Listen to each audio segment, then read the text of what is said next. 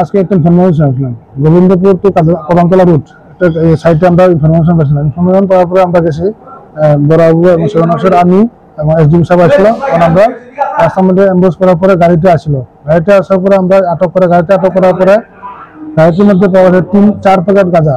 এইটি গাঁজাটি আমরা পরে দেখা যায় গাঁজাটি 20 কেজি। তো বাজারের মূল্য 2 লাখ টাকা দেবো। গাড়ির নম্বরের গাড়িটি ভিতরে পাওয়া যাচ্ছে। গাড়ির নম্বর হলো TR05F0432 বুলানি গাড়ি। ওই গাড়ির ভিতরে আসলো 3 জন লোক। তাদেরকে আটক করেছিল রঞ্জিত সিনহা এবং সৌরজিৎ সিনহা, শুভজিৎ সিনহা, 3 জনই গোবিন্দপুরের বাসিন্দা। গোবিন্দপুর সাইডে জায়গাটা করছে না, ঠিক জায়গা করছে না, তারা গোবিন্দপুর কালী মন্দিরে একজন লোক ছিল, আমার ছিল, তারা আসলে আসলে আমরা তারা গাড়িকে আটক করা হয়েছিল।